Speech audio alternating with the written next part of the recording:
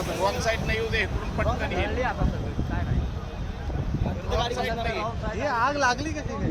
वाशीजवळ C1 Panvel महामार्गावर धावत्या travels बसला भीषण आग लागल्याची घटना रविवारी दुपारी घडली.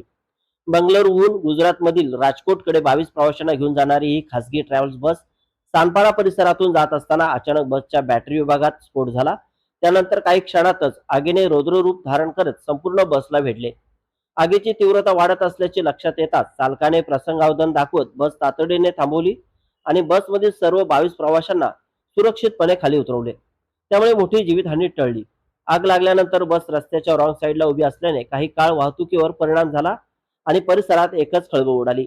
आगीमुळे बस पूर्णपणे जळून खाक झाली असून धुराचे प्रचंड लोळ दूरवर दिसत होते.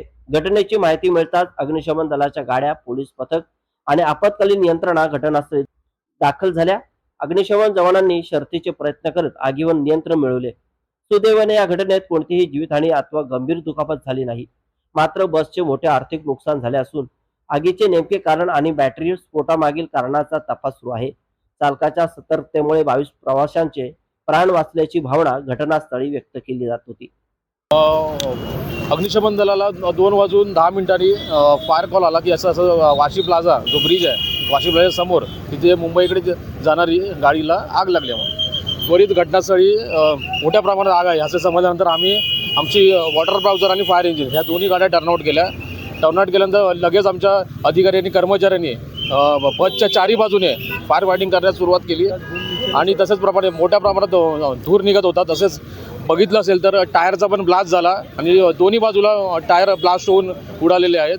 तरीसुद्धा कोणतीही म्हणजे तमा न बाळगता आमच्या कर्मचाऱ्यांनी त्वरित पाण्याचा मारा करून आग कंट्रोलमध्ये आणली.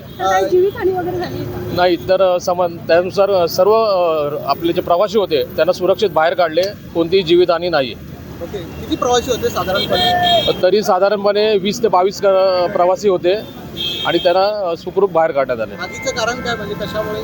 आगीचं कारण नेमकं कळू शकणार नाही, कारण जेव्हा मोठ्या प्रमाणात आम्ही जेव्हा घटनास्थळी आलो तेव्हा आग मोठ्या प्रमाणात लागली होती.